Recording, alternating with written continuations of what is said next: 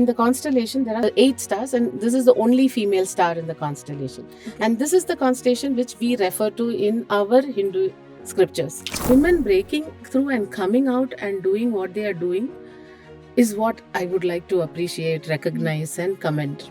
If the work gets done in 48 hours, are you okay with it? Or there is a certain time period that you need employees to be on?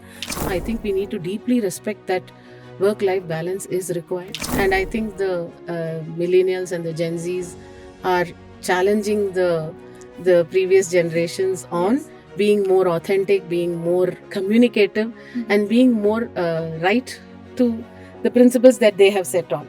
We help leaders to pause, reflect, understand from that wisdom, understand from the collective wisdom, and come into action. The doctor said it's pretty much a life or death condition. If I'm not dead, then this seems to be a bonus.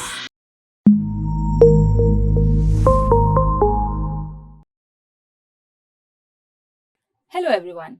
Welcome to Unicorn Talks, a podcast series by Business Apac. In here, we share insightful conversation with leaders and entrepreneurs across Asia-Pacific landscape. This is your host Swati, and I'm very excited to start with our very first podcast. For our very first podcast, we have Vijayashree Parmeshwaran with us. Vijayashree has 3 decades of experience in her hand. She has coached and mentored countless leaders across different industries. She is the founder and head coach of Alcor Consultancy.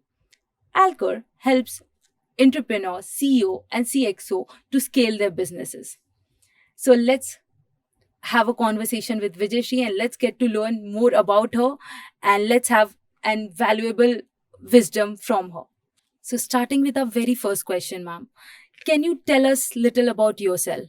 Where you are from, what inspired you to enter leadership coaching industry, and what are the challenges that you faced in this journey? I hail from Chennai.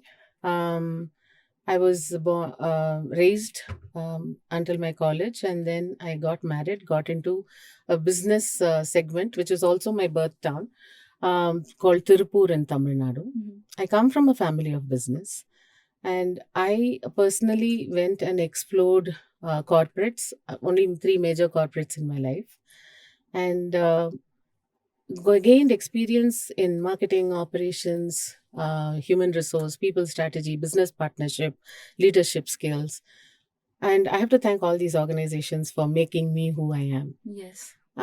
Basically, I think I'm a very joyful person, happy person, always seeking things, how to make things happy. Yeah. And in the pursuit of happiness, I should say, I've come here to see how can we enable this balance that is needed internally for every human being to know how to self-manage themselves. And I call this the self-leadership.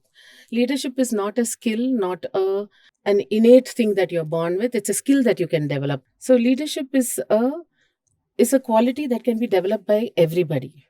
And once you have your self-leadership in place, there is a lot of clarity, there is a lot of balance, and there is a lot of innate happiness that you can bring out. Yes. And that is the pursuit of Alcor.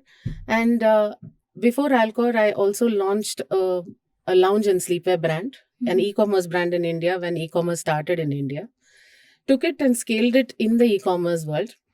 I had to scale the business, I had to go brick and mortar, and but we come from a conservative business family, so they were not very keen in getting funds and having other third parties come into the business. So I moved it to B2B, and that scaled well. My second son took over the business. I refused to retire, I guess.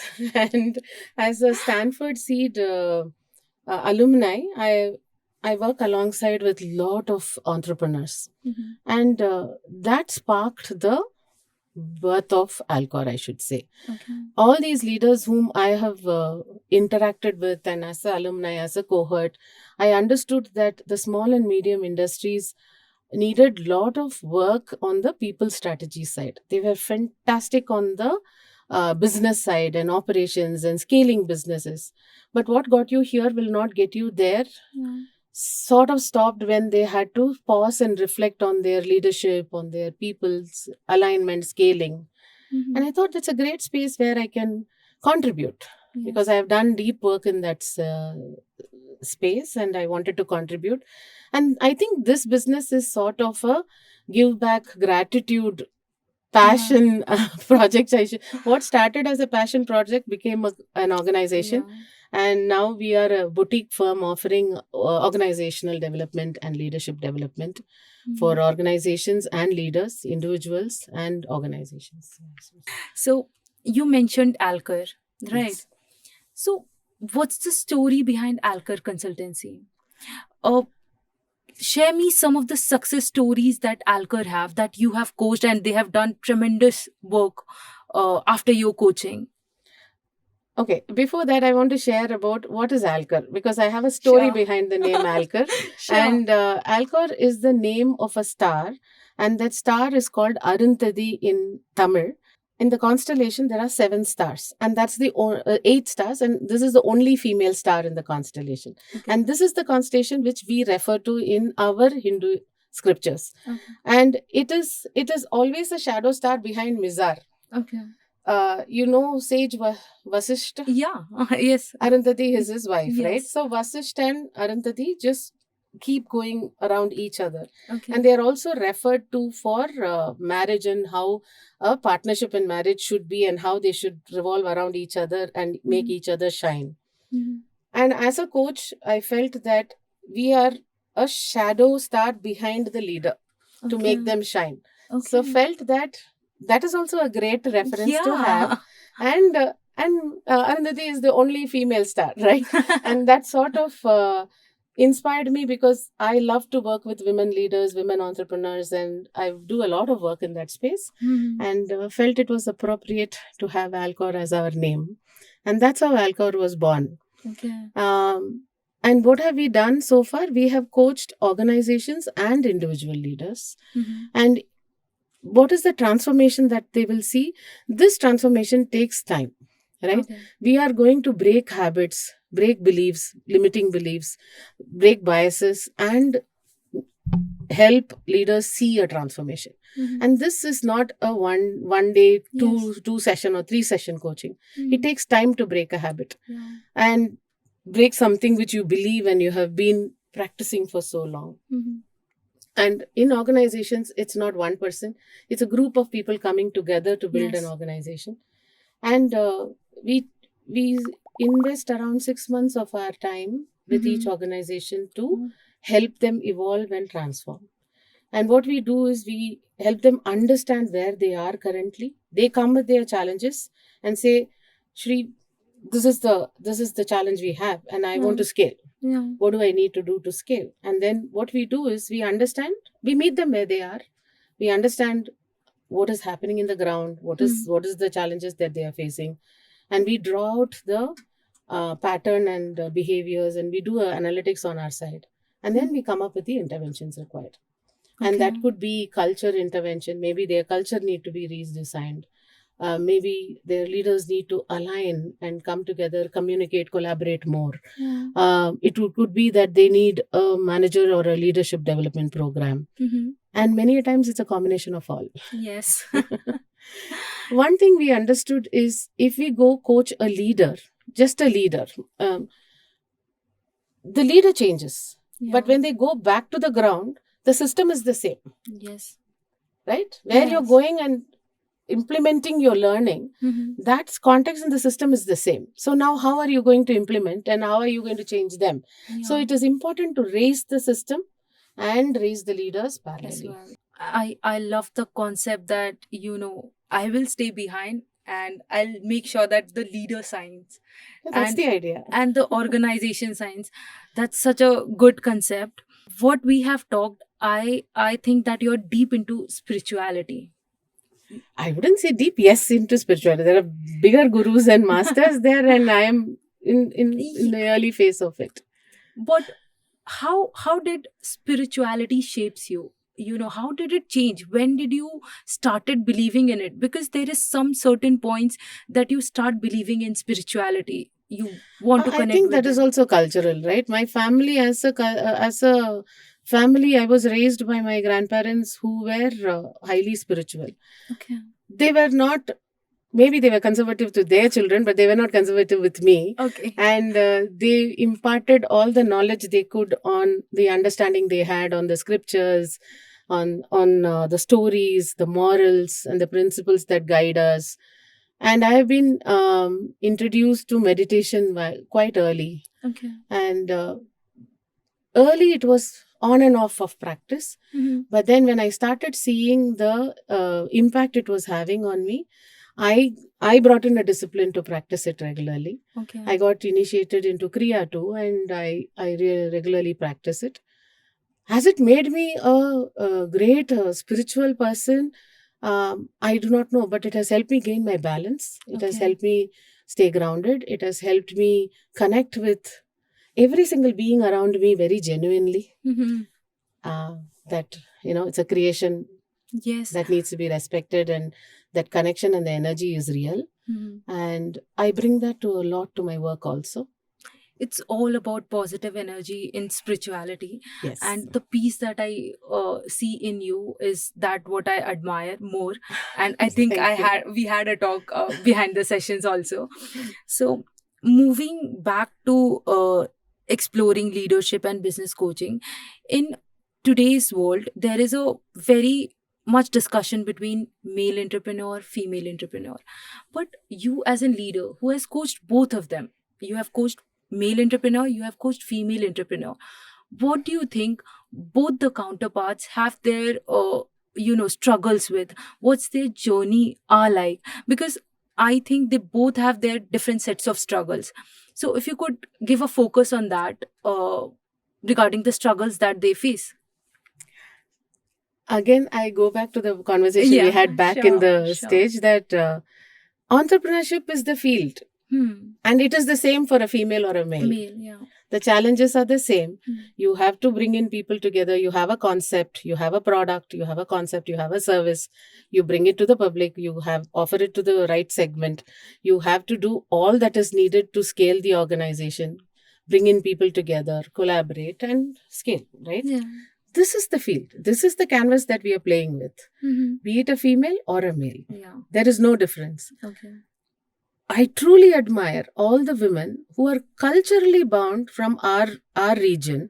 Asia Pac region, it's in general, and India has come from a very, very traditional conservative model. Women breaking through and coming out and doing what they are doing is what I would like to appreciate, recognize, and commend. Yes. And coming with that background, they also come with a lot of biases, beliefs, limiting beliefs that could possibly constrain them in their leadership journey. Be it a male or a female, I'm seeing a pattern that all of them have it. It's just not female. Even men have the same challenges. So each person has to understand their leadership skill and navigate and evolve their leadership skill, overcome their reactive tendencies and build their creative competencies and scale. That is the only way. Now, what is the difference between a male and a female? Female, I think we are as a species, or as we are born, women have a tendency to gather, keep things together and internalize it and have the resilience and strength to keep it strong internally. So we are seeing that they do not phase in the words of feedback that comes to, they become stronger. Yes. Right? They become stronger. Yes. What doesn't kill you makes you stronger, right? Yes. So we have seen that in women more. And men have a different strength. They're able to go out, explore, connect, and somehow get things done. And this beautiful combination now, what I'm seeing in Seed is we are all learning from each other. Men from women, women from men. And it's become seamless. And we are just adopting what needs to be done to scale your business needs to be done. Needs to be done. Be it male, be it female. It doesn't matter. So coming from that perspective to a business perspective, after COVID, there is a high debate between work from home, work from office, or hybrid mode of work. you as a leadership coach, you have visited various companies, you have coached them. What do you think work best for them, or what do you think is more productive? It depends on the industry you are. It depends on the nature of the work. Like if I'm in a business where it is more manageable, and your teams that you have developed and scale are responsible and accountable to work in a remote setting, then that works for them. So how are you equipping your team to be more psychologically safe when they are remote, accountable?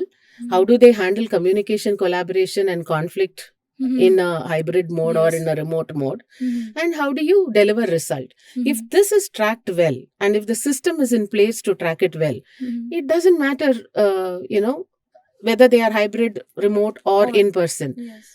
And the either of the model or a combination of this model can be decided based on the nature of the industry, nature of your business. Some businesses need people to be in person. Right? If you're in logistics or if you're in a media, you need to be, manufacturing, of course. So you need them to be in person. Can they be flexible with certain employees?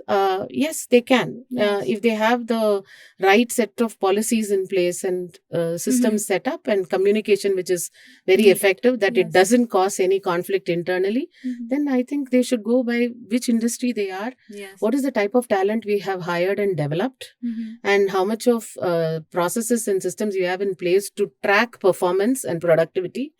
Based on that, they can take a call. Okay. So that's good to know. Now, coming from that perspective only, there is a high debate on 70 hours, 90 hours, 48 hours, flexible work hours. So you are a founder of your company. Have you ever tried different work hours, and what worked best for you? If the work gets done in 48 hours, are you okay with it, or there is a certain time period that you need employees to be on? So what's your take on it? I think 70 and 90 is a little overrated. We have to be understanding that we are human after all. We have a personal life. We have a balance that needs to be built. We all come for a job for our means and for revenue and sometimes for passion to achieve greater things. But that doesn't mean that we can sacrifice our personal life totally. We have to be empathetic and compassionate towards that. I come from a manufacturing segment, and there, during peak production time, our entire workforce works extra, and they do get overtime. I'm not saying no, and that motivates them also because of their financial condition. But we do that only during seasonal orders and peak rush orders. We do that, but once you have the Diwali and Pongal, they are gone for 15 days. We don't even bother to call them back. Say that go have fun. Because there are certain things about those functions that bring their family together, celebrations together, and we don't want to intervene in that.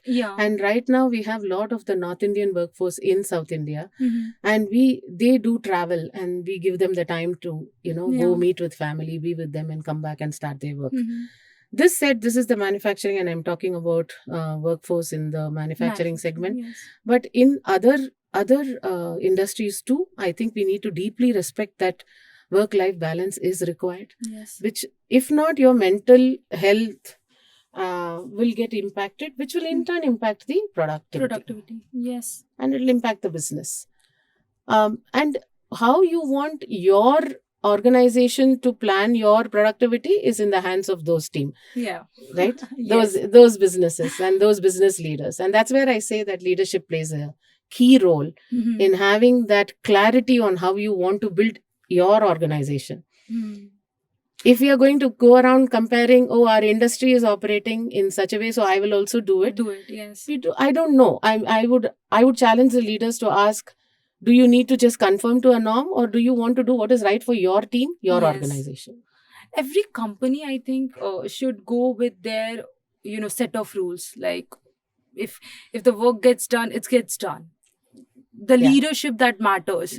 You have the leadership that you have showed to your employees, that matters, I think. And the psychological safety. Obviously. So, India is developing. Yes. And in every corner there is a startup. I think every younger generation wants to do a startup, be a CEO. And for being that, you need a business coach, a leadership coach.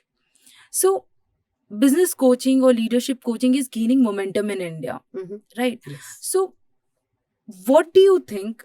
Is it effectively addressing the needs of Indian companies, Indian entrepreneurs? And what makes the Indian market unique? Or what are the challenges it faces in Indian market? Specifically the leadership coaching or business coaching. There are two aspects to what you said. There are a lot of businesses that are coming up, startups that are coming up, built by the younger generation. Yeah. And that is a great thing to happen. And I think the millennials and the Gen Zs are challenging the previous generations on being more authentic, being more communicative, and being more right to the principles that they have set on. So that's a very beautiful thing to see, and we should encourage it. And India has also been evolving and shaping itself to build entrepreneurs more. If as part of Stanford Seed, we see that the SMEs contribute a huge amount of revenue to the country, and that is so impressive. And we encouraging these young leaders is very important, and as business coaches we are here to support them on their growth and their leadership journey. Many a times I've seen that they might need structural implementations to be done, so consulting services would be needed, and then move towards coaching, or parallelly it can be done based on where they are and what they need. Now, what are the challenges? India or APAC as a leadership, we have challenges. We are culturally very diverse, very diverse. And leaders, to understand that diverse nature of the people that they are bringing together and aligning to their work, I think that is where the leadership nuances have to change. On the tech side, though tech is raising and the concepts and innovations are happening from different parts of the world, implementation, we are the highest, fastest, quickest, first. Any digital change that comes, we are the first to implement it and try it and test it out.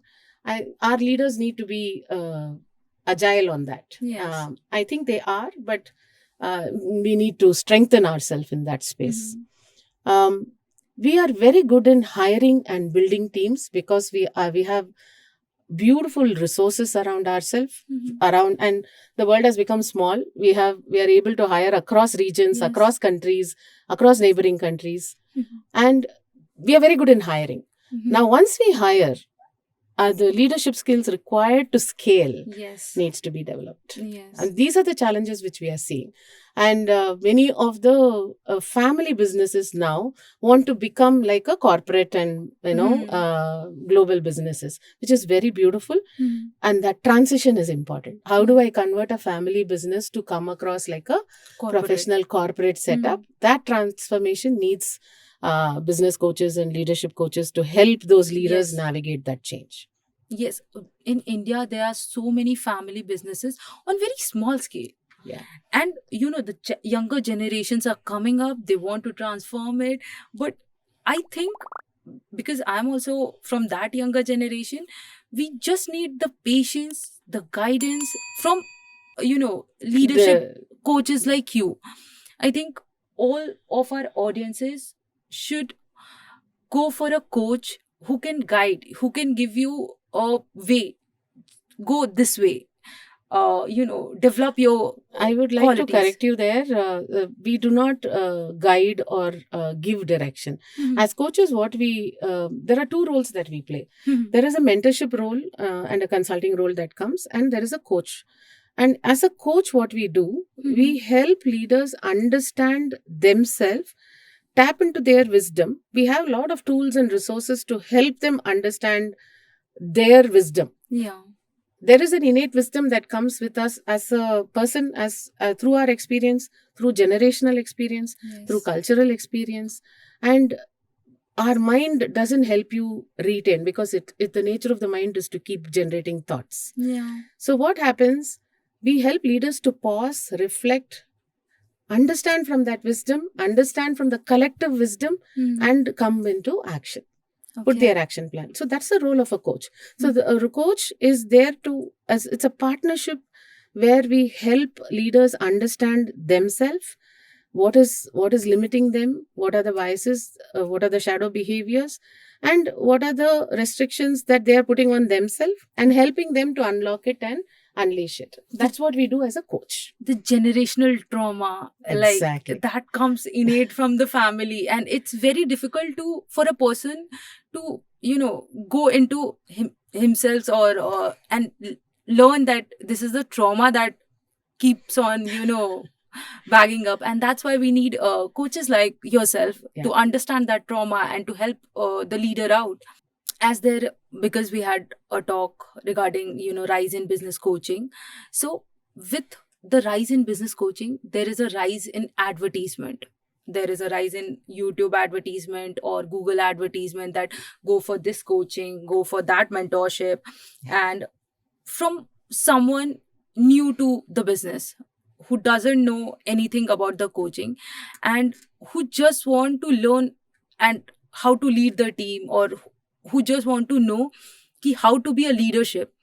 So what advice would you give them on choosing the right mentor? What are the key points to take that go for this mentorship or go for that mentorship? Because for every person to person it varies, but there would be some common traits for these for the choosing of the mentor. So what are these key advices? So as an organization, if you are looking to scale, there are a lot of communities that help you to scale. Like, as I said, our Stanford alumni. The Stanford seed program itself is very good for the entrepreneurs. It connects them to a lot of a good community to share and learn. And there are a lot of online programs that all the top universities have started offering on strategy, on execution, on leadership and all of that. Where do we come in spite of all this? Where do we come as coaches? We can read, we can learn, we can hear, but to implement is the challenge. Yes. Right? Yes. I'm an MBA student. Okay, I finished my MBA from a top-notch school. Am I coming and am I excelling all the time? No, there are some limitations that we face. Understanding that and connecting to a coach is important. And there are a lot of different coaches: business coach, leadership coach, somatic coach, trauma coach, life coach, health coach, wellness coach, mental wellness coach. Depending on the niche that we are talking about, if you are able to connect, that will be great. And once you connect, you see the chemistry. You see the chemistry between the coach and yourself, and see if they are the right person for you. We as coaches go into a discovery session, which we call the chemistry session, and we understand if the chemistry works. Only when the chemistry works can we do justice to the role. Yes. As we discussed, that it depends on person to person. What you need, you would know yourself only. So, this has been an insightful conversation. And behind the scene, we had a talk, and you talked about the darker period where you had autoimmune disease, and how you overcome that, because everyone around you thought you would stop. And now she has got this trauma. I would say autoimmune disease is a trauma, right? Because you don't have any control on that. No, you don't. You don't have any control on that. And if a normal person would get that, why me, right? But you overcome that, and you proved, no, I'm not stopping. There are years to come. So what's the motivation behind that? And who is the motivator in your life in general also? Who do you look up to? Okay. So autoimmune, when it hit me in 2010, it was a shock, I should say, because I was taken to the hospital with my body throwing up, and it was pretty serious condition. And the doctor said it's pretty much a life or death condition. And I was in isolation for a month. I was given a radioactive treatment, and I was in an isolation for 1 month in one room without coming out. And I think that was the changing point in my life. everything about life just came and stood in front of me, challenging me, saying, "Are you this body? Are you this mind? Are you this feelings that are flowing in your system? Is this what it is?" And then my eyes had a proptosis. It was supposed to come out completely, but it didn't. It sort of has a slight proptosis, and it stood. And that entire 1 month, I was sitting and meditating, nothing but meditation. It took me more than a month, but I was meditating all along. And then I realized, okay, if I'm not dead, then this seems to be a bonus. Yes. Right? I came out of the room saying, this is my bonus. This is my bonus period. Now I don't need to be confined or conformed to all that was there before. And now I can live my life with my free will. Because now I've understood that apparently I could realize that you're not this body. What you're feeling is because of the chemicals that is reacting inside you. So each time when you feel, we don't know whether it's coming from your inner balance and strength, or is it coming from the chemical reaction. Yes. Right? So that itself was a very big learning for me. And then I felt it was a bonus. So now let's do something to help others. Yes. That's the reason why I started a business after coming out. I did not go back to a job. I launched my lounge and sleepwear brand because then it will help give jobs in the market. Yes. It'll help the workforce in the production, all of that. I had 500 workforce working on the production of the brand. I had a full all women team running the Nuties, the office. So it was a fun journey. It was really fun, and we did what we wanted. I brought out the creative side. We designed our own designs on what goes, the prints that go into the PJs, and these were designed by designers all over the world. Each of them had a passion. They said, "Shri, this would look good on a PJ," and I said, "Come on, let's build it." We had themes like for men, we had bikes, cars, beer bottles, all of that, and for women, we had some cupcakes themes, and we had themes. So it was a fun journey. So I think somewhere that unleashing had to happen in me, and autoimmune was just that triggering shift. point.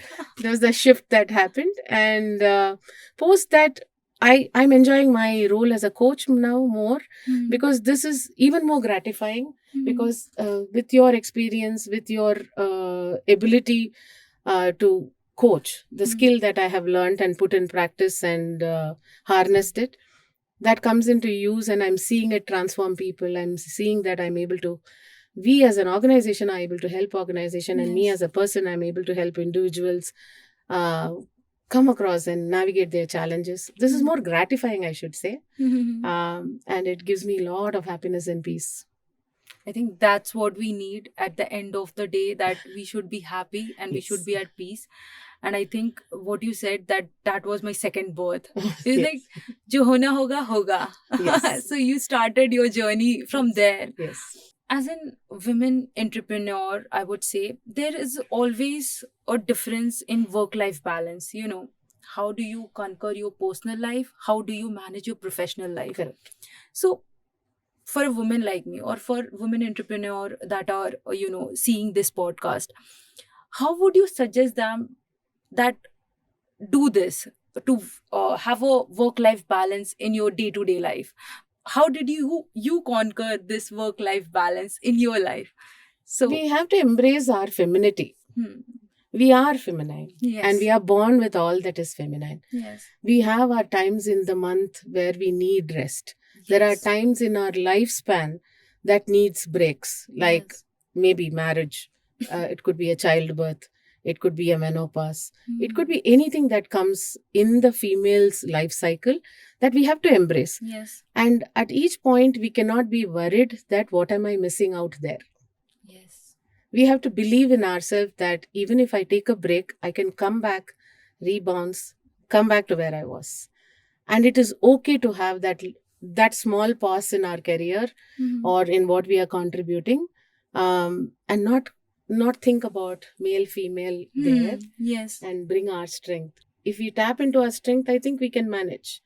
And the second thing, women whom I have coached, I'm not going to generalize this, whom I have coached, need to spend thought and resources and money into setting up their um, support system.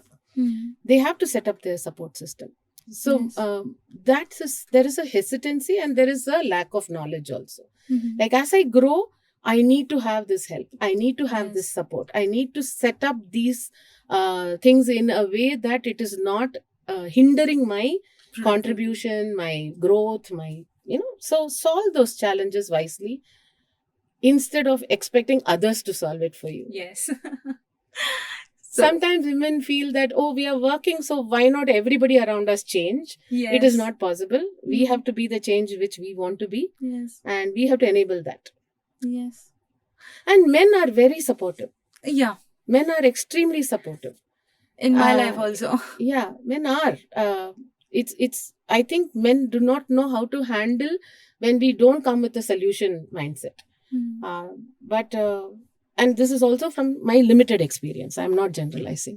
No. In my opinion, also, be it my father, be it my brother, whatever I wanted to do, be it my the leaders that I look up to, whatever I wanted to do, they have given me the opportunity. Do it. I'll give you the opportunity. And that's why I'm sitting over here right now also. So, as you talked about support system, who was your support system?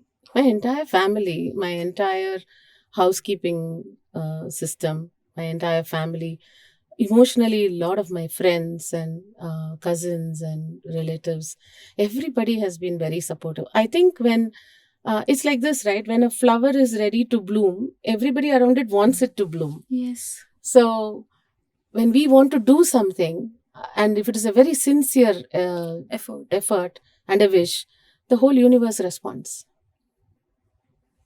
Yes, I am getting that Om Shanti Om dialogue. अगर तुम किसी चीज को शिद्दत से चाहो तो पूरी कायनात तुमको वो दिलाने की चाहत करती है. I totally agree with this. So I think we had a very deep dive conversation regarding your personal life, professional life. So let's have a little fun rapid fire questions. Okay, And, bring it on. it's a normal questions. I'll ask you some of the questions. You just need to answer in one word. And if you want to pass it, you can pass it. Okay. There are just 5 questions. Okay. So one book every entrepreneur must read. What Got You Here Doesn't Get You There by Marshall Goldsmith. Okay. A leadership mantra you go by. Pause, reflect, transform. Okay. Your favorite way to unwind after a long day. Put your legs up, relax, have a good cup of coffee, and then meditate. Okay. A common myth about business coaching you want to bust. A common myth about coaching itself is people who do not know about coaching think that we come with solutions and they expect a script or a plan or a ready output of what needs to be done. But any coaching, be it business or life or leadership, the transformation is to the person. We don't coach the problem, we coach the person. And the person needs to transform and shift.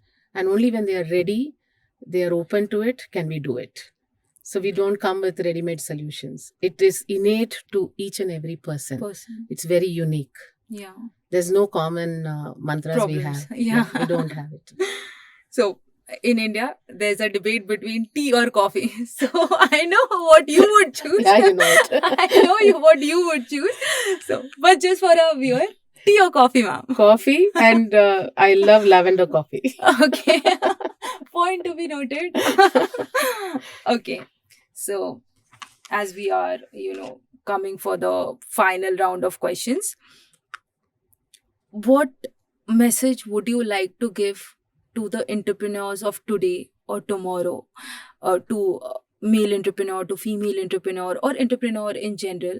What advice would you give? Because you have 30 years of experience in your hand. I think viewers would love to know the advice that they want to implement in their life. Yeah, 30 years of experience is one part, and as an entrepreneur too, what I want, and working with so many entrepreneurs and founders and leaders, my biggest request, I would not say advice, biggest request would be understand where you are right now. Have a self-awareness of yourself, of your organization, of the system, and pause, reflect, and do what is right for that system. Okay. Right? And it is possible. I do not get overwhelmed. Hmm. When we pause and reflect, we have a tendency to get overwhelmed. Yes. And that overwhelm, what happens is when you overwhelm, you go back to the same square one. Yes. But if you are able to stand there and overcome that overwhelming feeling and just move to action on what needs to be done and what is the right for the organization and right for your people and right for yourself as a leader, then the transformation is beautiful. Okay. And it is possible. Yes. I think Yeah. that's what I also want in life. Like in general, also, I think I had a talk with you regarding that I need peace in my life. So, yes, I will Yeah. go through your wisdom. People who are seeking peace should work on their self-leadership, Yes. their balance, their inner balance. And for that, it is important to understand who we are and where our thoughts and beliefs and biases are coming from and what is limiting us. This is just on a larger scale applied to an organization. That is Okay. all it is.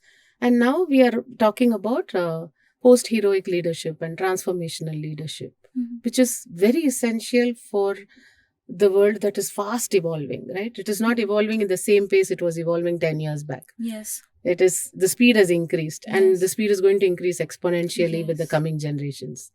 So yeah, that is the awareness that we have to raise ourselves in leadership is very important. Yes. So before we wrap up, if someone from our audience want to connect with you, wants your guidance, how would they, get in contact with you? They can connect through LinkedIn or through our website. There is a form to get connected, alcorconsultancy.com, and through the network, of course.